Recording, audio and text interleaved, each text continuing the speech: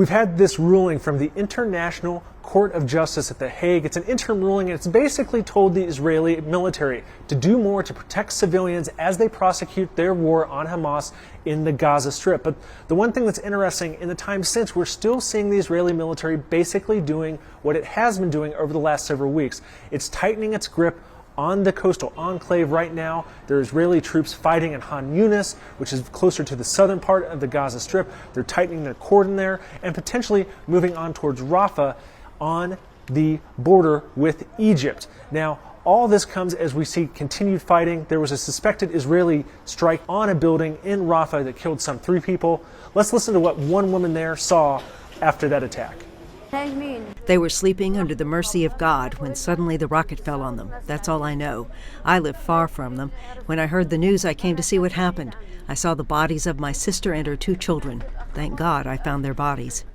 So far in the war, there's been 26,000 Palestinians killed in the Gaza Strip alone. That's according to local health officials. They don't delineate between civilians or militants, but it is a tremendous toll. And those people who are in makeshift shelters or otherwise out in tents are really suffering in this weather. We had strong rain roll through this area that caused flooding in those areas. Meanwhile, we heard from Prime Minister Netanyahu.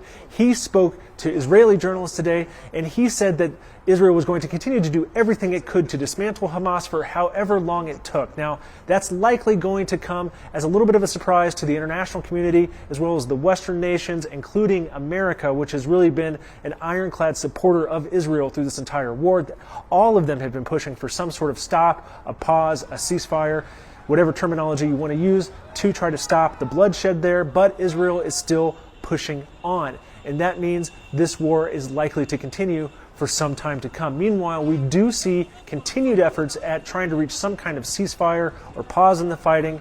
Right now, we believe that CIA Director Bill Burns is likely somewhere in Europe meeting with Egyptian and Qatari officials. Those 2 countries have served as key mediators between Israel and Hamas as they try to find some sort of way to pause the fighting. And we've heard different terms and different lengths of time for this pause, but so far there hasn't been any arrangement reached. We also heard from Netanyahu. He stood by earlier remarks that were leaked from a conversation that he had with hostage families, those who are still held in the Gaza Strip by militants. Netanyahu had offered some pretty derogatory remarks about Qatar. Qatar hosts a Hamas office in Doha, its capital, and really is seen as a key part in trying to negotiate with that militant group. But Netanyahu said he stood by any remarks that were attributed to him about Qatar. This might be trying to appease hardliners in his own government, but it could upset these talks going forward.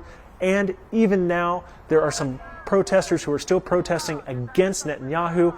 Overnight, there were hundreds in the street here demanding Netanyahu do more, to have a pause in the fighting, to have a ceasefire, to do anything to get those over 100 hostages stuck in the Gaza Strip out. But for right now, they remain in captivity, and the war goes on. I'm Jon Gambrell with the Associated Press for CGTN in Jerusalem.